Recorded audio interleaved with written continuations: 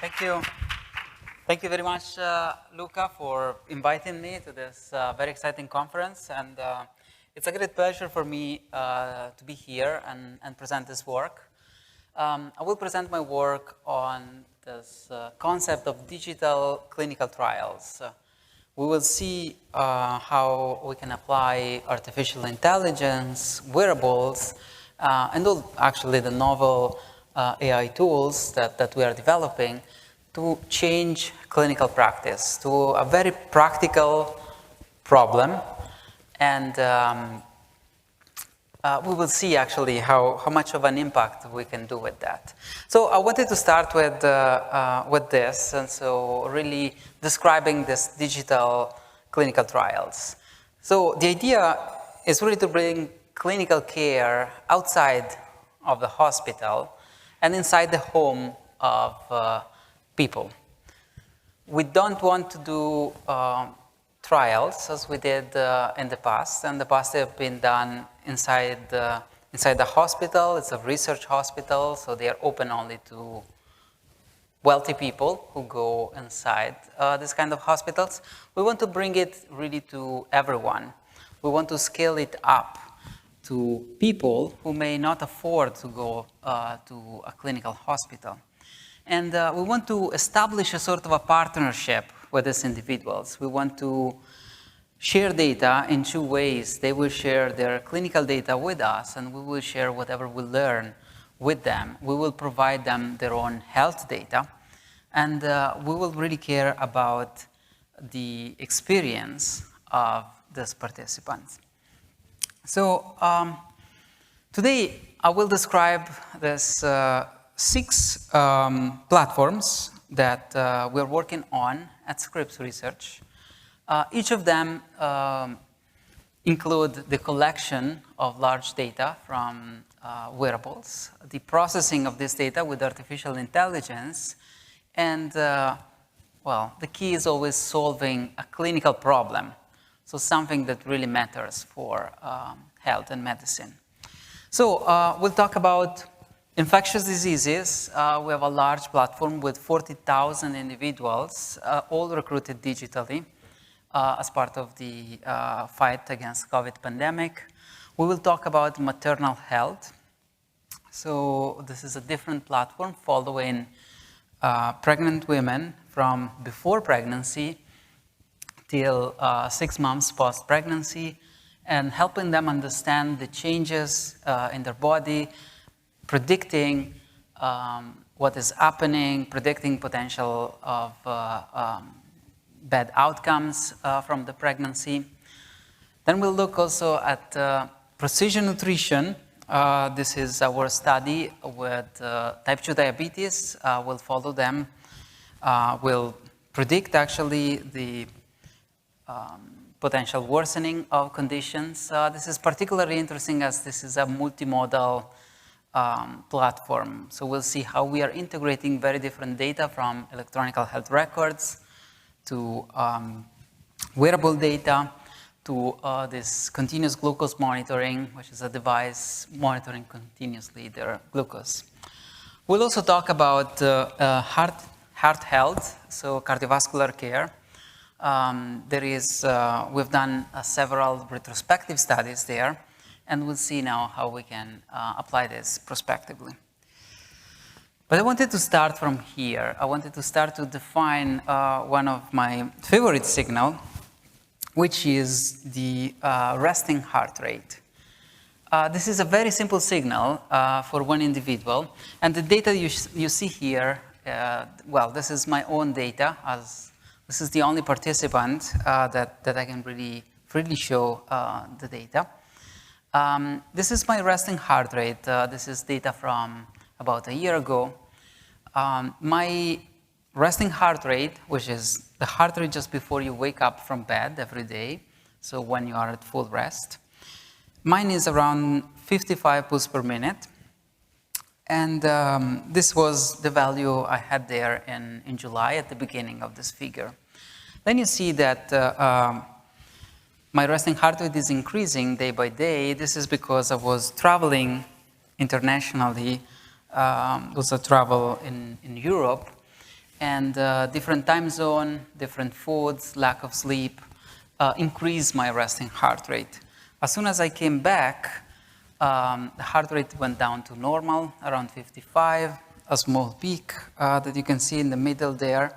This was due to a long weekend, probably I was drinking a couple of glasses of wine, and this can increase your resting heart rate of the day after. And then something strange happened on the right of this figure. You see that my resting heart rate started to increase, and that time span is about 2 weeks. I didn't feel anything in these 2 weeks until the last day there, which is October 1st. And I was not feeling super well. And so I had like a little bit of a sore throat. And I decided to, spend a visit to a primary care physician. I looked at my Fitbit and I saw this increase in resting heart rate, and it was unusual. I couldn't explain it. Nothing to worry about. The resting heart rate, as you see here, was not even 70 pulses per minute, so not a high one. But something was kind of different. I didn't know, actually. This was a Friday. On a Saturday, the day after, I started to have really high fever. This was more than about 103 Fahrenheit, and the fever was really persistent. I couldn't take it down with Tylenol, so I went to the emergency. They did a couple of blood tests, and they said, well, I probably have an infection. They gave me some antibiotics. The day after, the results came back, and they say, well, it's a much worse infection than we thought about, so change to these other antibiotics and you will use it for at least a month. Nothing bad happened. Took me about a month to fully recover. But what I want to focus here is really on these changes in resting heart rate. So there are a couple of things that are really interesting to me. One is the changes actually happened before I started to feel any symptom. So my physiology started to change about 2 weeks before. The second thing is, well, despite I took the antibiotics, it went on, reaching 77 pulses per minute for a couple of days more. That was the peak. And the third thing, which is also equally important, so if we look at 77 pulses per minute is nothing strange. If you go to a physician and say, oh, I have 77 pulses per minute, say, well, good, that's in the range. This is in the range in general for people. This was not in the range for myself. My average is 55 pulses per minute. For me, that was 20 plus pulses per minute higher. So it really brings the attention to the fact that we cannot just look at averages for all the population. It's really important, if we want to use the signals, to look at the history of the individual and see the changes for the individual. And this is where the key information really sits.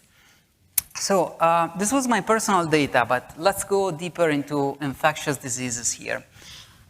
Here we are broadening up the perspective a little bit from n equal to 1 myself to this is n equal to about 100,000 individuals. What you see here on the top left is the averages of these simple signals, the resting heart rate. And you see that this is the average for this 100,000 individuals. For some of them, the mean, let's say, resting heart rate is as down as 50 or 40 pulses per minute.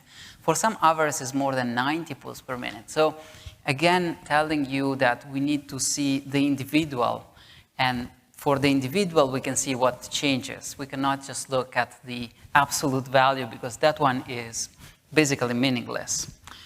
The second set of figures here on the bottom tells us a different story. So these are 3 individuals, and these are the resting heart rate over 12 months. We see the first one on the left as a quite stable, almost constant resting heart rate, around 65 pulses per minute.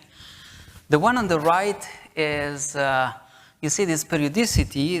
This one is a woman, in childbearing age, and this is nothing but the menstrual cycle with this periodicity of about 28 days.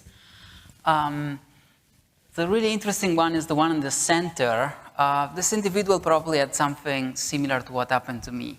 As you see this peak, this is about 2 weeks steep increase and then decrease of the resting heart rate.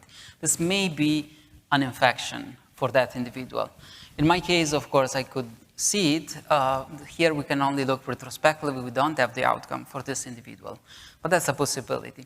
So based on this intuition, back in 2019, we decided to explore what we can do with this data. And so this was our first work looking at, can we predict the outcome of flu over a population? So can we see if wearable data, changes in wearable data, can tell us if we're starting a new flu season potentially? And this was work from my colleague, Jennifer Radin, and she showed that this is possible, and we can basically anticipate the outcome from the CDC of a couple of weeks by looking at wearable data, passively collected by individuals who may consent, but are not, well, they don't need to do anything to do for that. This, of course, brought us a lot of knowledge, and we decided to apply it a few months later when COVID-19 started. And so we launched an app called Detect, and the goal was to help individuals detect if they had COVID-19. This was, at least at the beginning, where there were not too many tests. This was, of course, a really important goal. Here I want to tell a little bit of the story from a tech point of view. This was quite an amazing story. We started discussing this in beginning of March of 2020, and we've been able to launch the app in 3 weeks. And so we developed the app. We recruited within a month about 30,000 people, 40,000 after several months. And we started collecting data. So the app was very simple. If you have a wearable sensor, you have an opportunity to consent to share your data for research. And we will use the data to figure out if we can detect COVID-19. So there was a big push, and within a month, we got almost 30,000 individuals. This helped us develop the first paper, the first algorithm actually, to prove that the wearable data can be used for the detection of COVID-19. The idea was simple. We know that certain symptoms are associated with COVID-19. We basically put into the game also changes, individual changes in wearable data. We focused on resting heart rate, sleep, and activity. And we show that by using that, we can improve the detection of COVID-19 almost in real time for these participants. This was followed by a series of other works that have been published in the literature in a couple of years after. The focus here is always, I think, 2 key points. The first one is, well, we don't want to focus on one type of sensors, as we want to provide a tool for people. So someone may like to wear a Fitbit, someone may like to wear an Apple Watch, someone may like to wear another type of activity tracker. We want to provide an algorithm that works with all of them. This was the goal. And of course, the data collected is also very different between these different sensors. So there are big challenges here in figuring out an approach that can be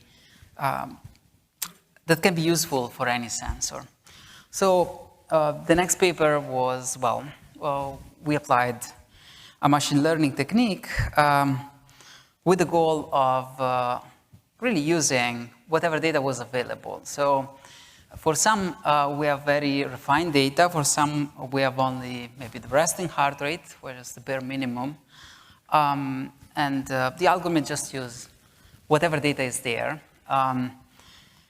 Try to use it for prediction or detection, if you want, of COVID-19. And we try to explain, of course, which are the most important type of data for this prediction. The things went on. So we went on with another paper on public health, if you want, perspective on prediction of COVID-19.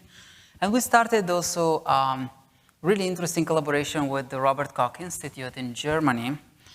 And we started seeing, well, they have a similar program with their own data.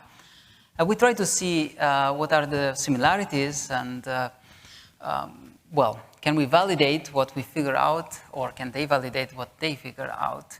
So this was our first effort showcasing differences between self-reported and the officially reported cases of COVID-19.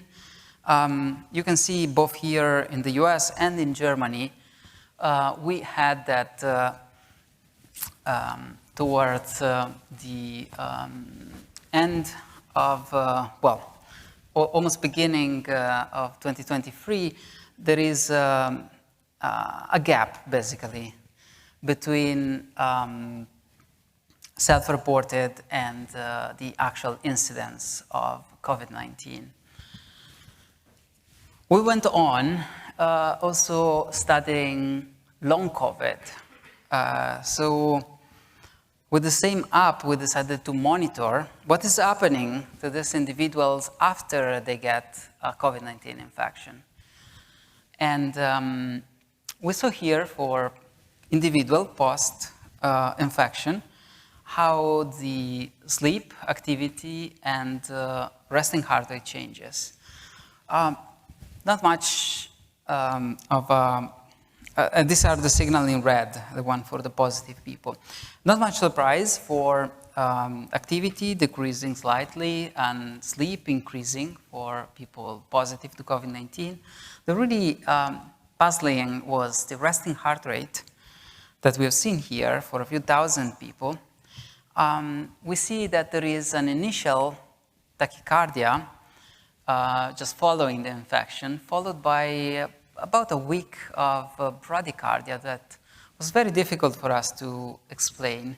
And then a prolonged tachycardia, so a prolonged increased resting heart rate that may last up to 3 months, showcasing a little bit what the effect of the infection, how it is prolonged for most people beyond the actual few days in which these individuals are positive to the virus. This was puzzling, and many said, well, maybe there is some data issue, may not be true. What was really reassuring for us was, again, to the help of our colleagues at the Robert Koch Institute in Germany with totally independent data and running, of course, their own algorithms there, they figured out the same exact thing. And so that's the top right figure. So you see, this is the resting heart rate and how it changes with an increased and decreased and then a prolonged increased period of resting heart rate. So again, maybe an interesting point on how important it is, this international collaborations and sharing of data and knowledge. I want to conclude here the infectious disease part with this is a study on vaccination, which was another aspect we investigated. We show here how we can see changes in resting heart rate and how these are related to some extent to the immune response. If you look at the top left figure, we see in blue, these are participants who got infected with COVID-19 and then got their first vaccination. In orange, instead, are participants who were never infected and just got their first COVID vaccination. As we know, if you are already infected, the second vaccination looks like a second boost, let's say, that should really, that is really the big improvement in your immune response. And we see it here, basically. We see that the resting heart rate is actually changing more for this individual with respect to the others. So not a proof, but let's say at least an intuition that this is the right direction, and we can get very important information here. The goal is really, in the study, is to distinguish between an extreme response, a normal response, and no response at all to vaccination. It is important, of course, to see the extreme response and potentially intervene if there is any allergic reaction. It's important also to intervene in case of no response, as it may mean that the vaccine is not effective for this individual. Again, an individualized approach for improving the health of participants. Very, very last on infectious diseases, we also try to do things even more towards the practice and to the return of value for individuals. This is a fully prospective study in which we see what is the clinical effect of providing this information to participants. So, do we change the behavior of participants by telling them that they may have an infection to COVID-19? And so, in this study, we just randomized participants into 3 groups, and we provided this information to 2 of the groups, and we didn't provide any information to the third one, and we see what are the clinical outcomes. So, what is the difference between the different groups? So, I wanted to pause here for a second. I don't want to just talk. So this was all about the infectious diseases. We have a couple of more platforms, but I wanted to open it up maybe in the middle of the talk to if there are some questions, and then we can follow up with the rest.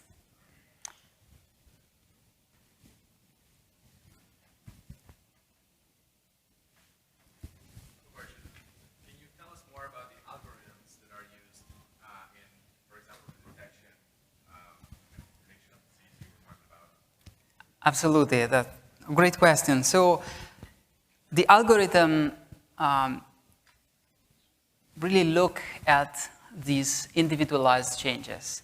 So it does not look at, there is no threshold, there is no approach that works for everyone. It's really an algorithm that looks for an individual. So we first study the individual baseline. We then study how much the individual usually change with respect to that baseline.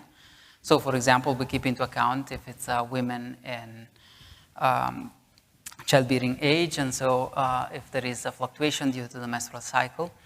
And then we identify unexpected changes for the individual. And this is what triggered the algorithm towards telling us, well, there might be an infection here. Yes?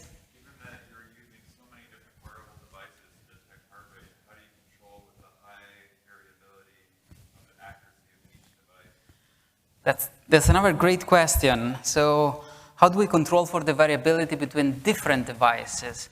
So it's really at the basis of the approach. We, again, don't look at, so this is variability between devices, but one individual has one device, and so we look at an individualized approach. We don't look at, again, at a threshold, so higher than 70 pulse per minute is bad. But we look, what is your baseline? What is your device? Maybe for the same individual may measure 60, for another device may measure 65. But for that device and that individual, what is your baseline? And what is an unexpected change? So a change that we did not observe in the past in the baseline.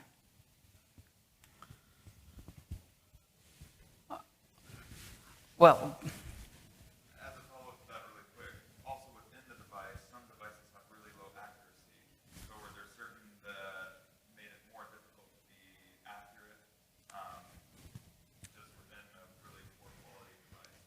Yes, this is something, of course, we cannot control. To some extent, if they're really inaccurate, I expect that they will show some higher variability in the baseline, and so we keep that into account. I may also say that resting heart rate is something really easy nowadays to measure, so I don't expect too much errors. Let's say it's not a real-time, second-by-second heart rate. It's really what is somehow the minimum heart rate you get overnight. Devices are usually relatively good in doing that. But yeah, that may also be a limitation indeed on the study. And there was another question here.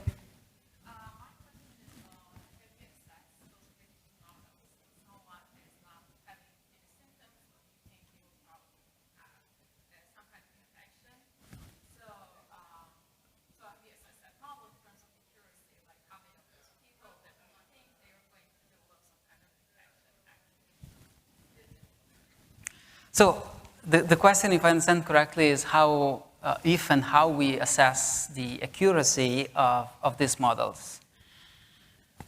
Am I correct? Yes. So the first accuracy assessment was done in the very first work that I showed there, in which we only consider individuals who were having a COVID-19 test at the very beginning, and then we were trying to discriminate between people who will test positive against people who will test negative. So the accuracy was showing an area under the curve of 0.8, not perfect. This is not by any means a perfect thing, but it was better than looking only at the specificity of symptoms, and so it was an improvement with respect to what was available back then. With the most recent data, it's even more complicated because many individuals don't even get tested anymore. And so it's becoming more and more challenging. What I wanted to give, to say maybe something more general to this is we cannot expect that resting heart rate or any of these values that we get from these wearables, I have several on myself, are really specific and can really tell you with high specificity and sensitivity if you have a very specific disease.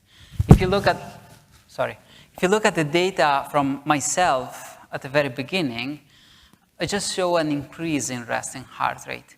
I had no way to say, oh, this was a bacterial infection as it was, or it was maybe a viral infection, or it was anything else.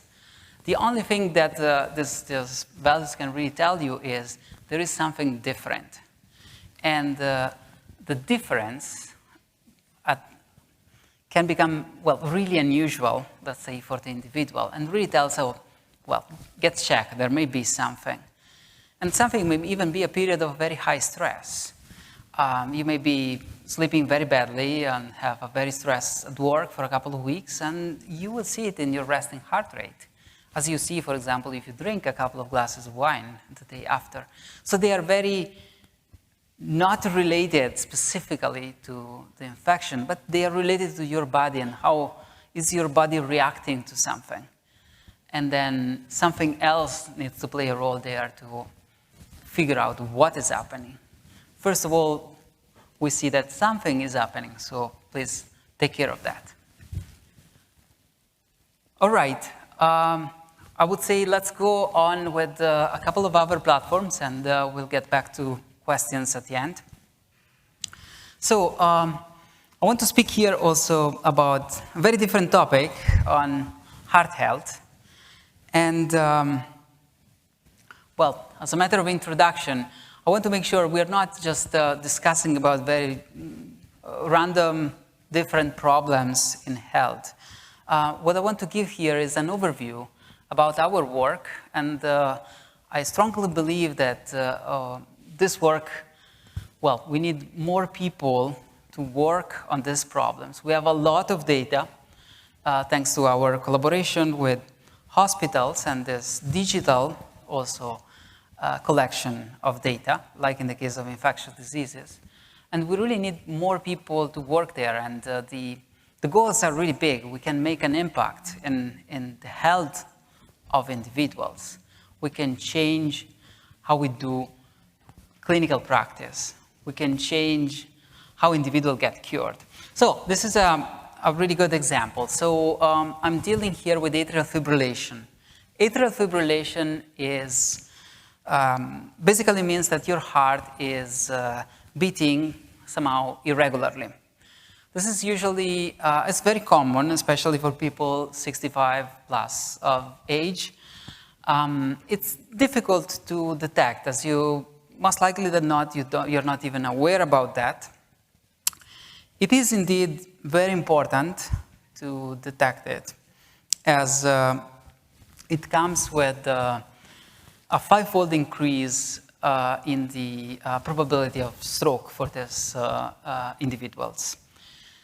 And so, as I mentioned, about a third of them who have it are not even aware about that. And it's really important to detect also because there is a very simple solution after detected. If people are at risk for stroke, they will just get an anticoagulation therapy, and the risk for stroke will get back to the normal risk for their age.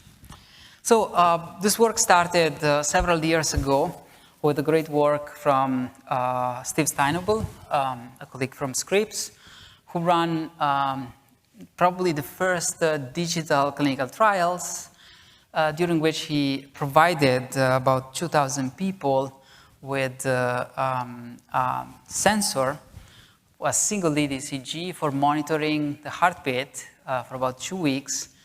These are all individuals at risk, but never diagnosed with AFib. And he's just trying to figure out, one, how many individuals are detected with atrial fibrillation, and most importantly, two, what is the clinical outcome? So by detecting AFib within a time span of 3 years, do we see any difference? And this is the figure on the right. Do we see any difference in terms of cardiovascular outcomes? And he showed that there is actually a significant difference. And so monitoring and detecting AFib reduces the risk for cardiovascular outcomes. Things went on, and this is of much more interest probably to computer scientists.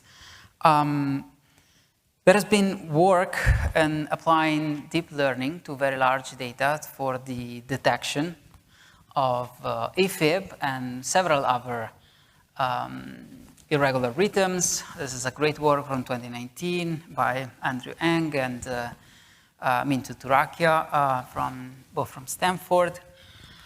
We also worked in something similar in the detection of atrial fibrillation, comparing several deep learning models. We brought this work on by looking also at how can we explain this work. How can we explain what is the algorithm looking at in the signal? And we decided to look at basically two aspects. One was what part of a bit-to-bit interval is the algorithm really looking at? And in particular, this was, well, we know that there are specific features that cardiologists usually look at, and we'll look at these features, and we see if the algorithm does the same. And we also try to identify periods in the single lead ECG that are particularly important for the algorithm to do its own detection.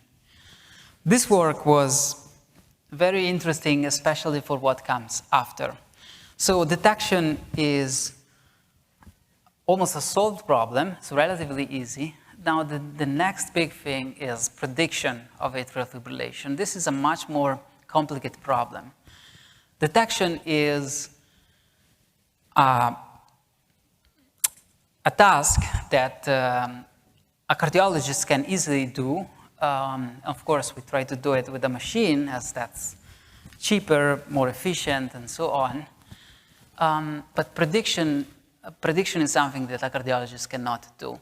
A cardiologist cannot look at a signal in normal sinus rhythm and trying to discriminate between individuals who will have or will show atrial fibrillation in the future and people who will not.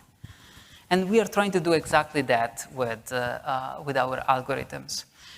The idea is basically looking, so as you see from the figure here, the second line there, paroxysmal AF.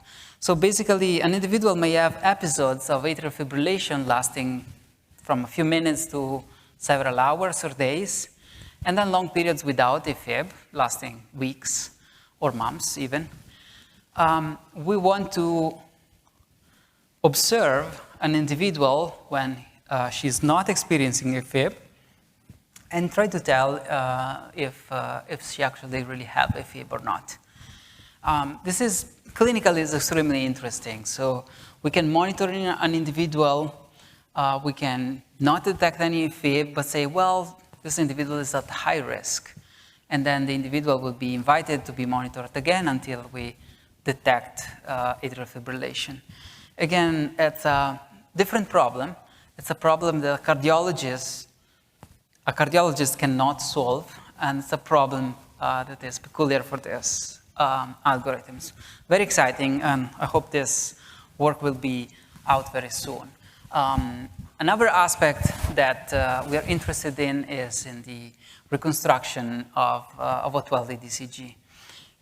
This is basically reconstructing a signal. We are working here with a large 1+ million set of 12-lead ECG. The idea here is that a 12-lead ECG is basically looking at this electrical signal of the heart from 12 different perspectives. So before was a single lead, so one perspective. Now it's 12, which is what they usually do in a hospital.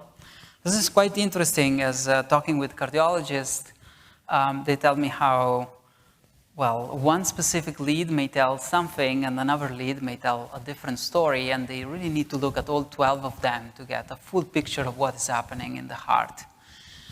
We're trying here to basically reconstruct this 12 lead by a limited set of input data.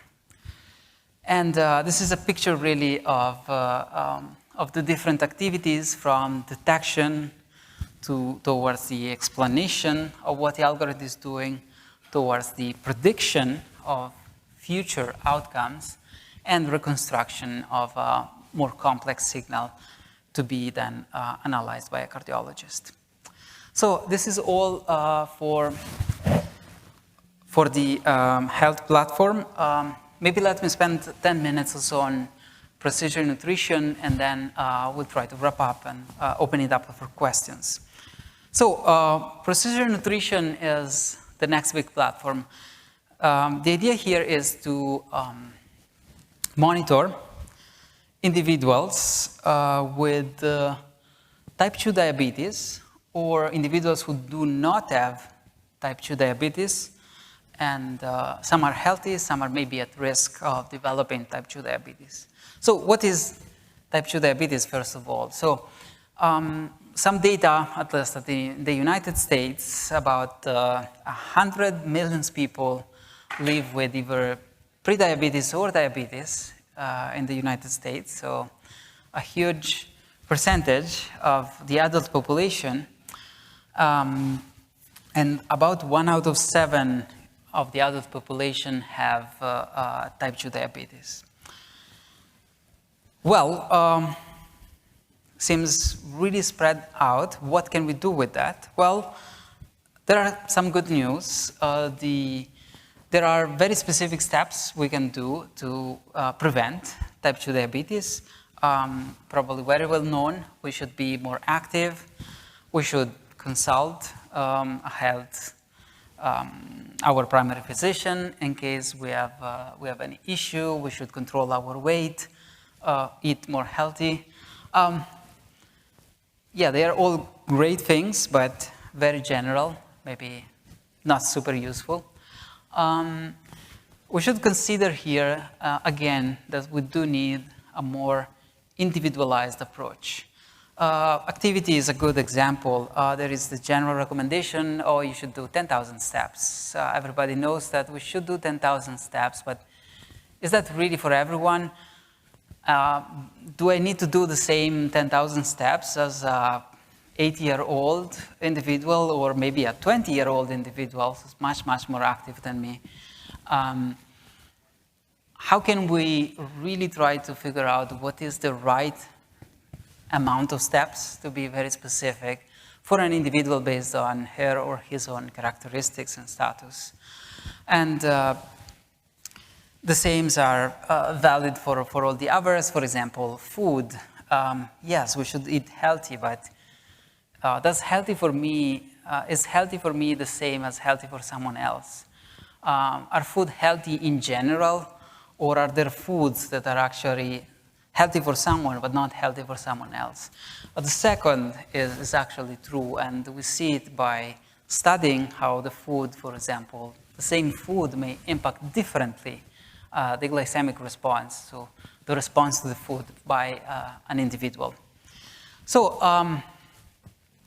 this is the idea. This is an example of this very nice 5 minutes, yeah.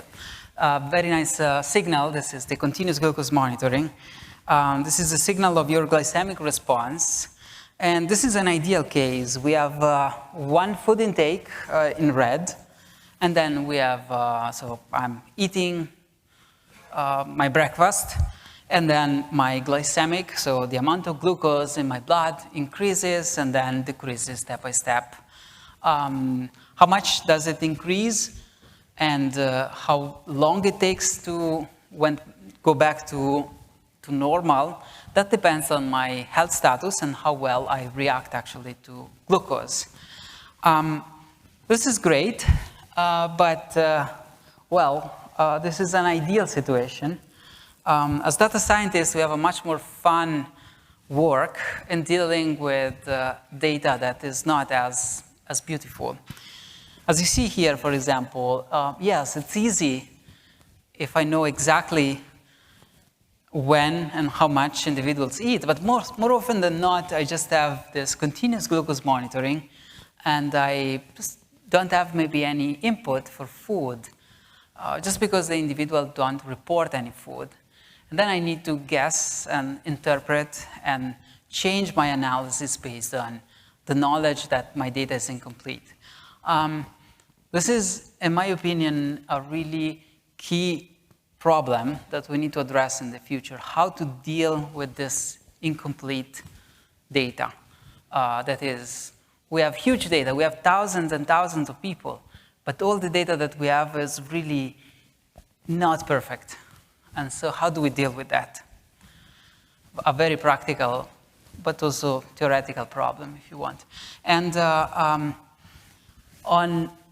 on this study, I want just to give a perspective of how complex and fun it is to work with this data. So we have 1,000 individuals, 500 type 2 diabetics, 500 not. And the type of data we have will start from continuous physiological sensor. So we have continuously, these individuals are monitored with a Fitbit that we provide in the study. But we also have a continuous glucose monitoring. This is one value every 5 minutes of their, the glucose in their blood. But we also have survey data, and in particular food intake. This is the most important, the single most important piece of information. Unfortunately, it's really difficult to convince an individual to, for a couple of weeks, to report every single food that they eat. I tried it myself, and it was very fun for maybe half a day. But then after the first meal, you say, oh gosh, I need to report again. I need to spend 10 minutes, 5 minutes just reporting the food. You don't actually do it, and it becomes really challenging for the study. But it's a really interesting problem to have. And then we also have more stable data from the gut microbiome, which I still believe would be super interesting to see also how that one changes over the course of months, and genetic data from saliva sample that can tell us some polygenic risk score of the risk for individuals based on their genes to get type 2 diabetes. So this is the multimodal platform that we have, and opens up a fantastic playground for data scientists to figure out new things, trying to predict glycemic response and try to predict the future clinical outcome for these individuals. Maybe in the interest of time, as I want to leave some time for questions, on maternal health, I'll just say really a couple of words. This is a new platform that we have. We follow pregnant women from before their pregnancy through all the pregnancy and for 6 months post-pregnancy. There are surveys in which we ask how they feel and outcomes and so on, and we follow them with wearable data and their electronic health records. As I mentioned at the beginning, the idea here is also to provide a service to these women, and so tell them if their changes are expected for women, or again, an individualized approach based on their weight, on their height, on their age. If this is expected, if we can predict about potentially bad outcomes, if they need to take care of that, and so on. So we try to give back information to women. Let me go to the conclusion. So I think there is one key message that I would like to bring here. These problems that we discussed today requires a tight collaboration between very different people. On one side, we have the clinical people. These are the people who really knows the subject matter, who really tell us what are the big problems in health for individuals, who really talk with participants and know better than any of us. They know what participant wants and what value can we bring to participants and what type of data do we need to ask participants. On the other side, these clinical people cannot do the work alone. They don't have the capabilities, if you want, to design such complex platforms and analyze the data, develop algorithms, and so on. So we really need a tight collaboration with them, which is not easy, as there is a different language, different goals. We really need to sit down and work together for that. Beyond that, we also need partnership and collaboration external to the academic side. None of the platform that I talked about today would have been possible without a network of partners from for-profits, donors, and the society in general. We work with CVS and Walgreens, for example, for the outreach of these platforms. We work with with Fitbit at the very beginning for sensors and so on. We really need to collaborate, and Care Evolution, of course, who provided the platform for most of this study. We need to work together to solve these really important problems. And I cannot stress how important they are. This is really improving the health of individuals. With this is all. Thank you so much for listening to my talk, and happy to take more questions. Thank you.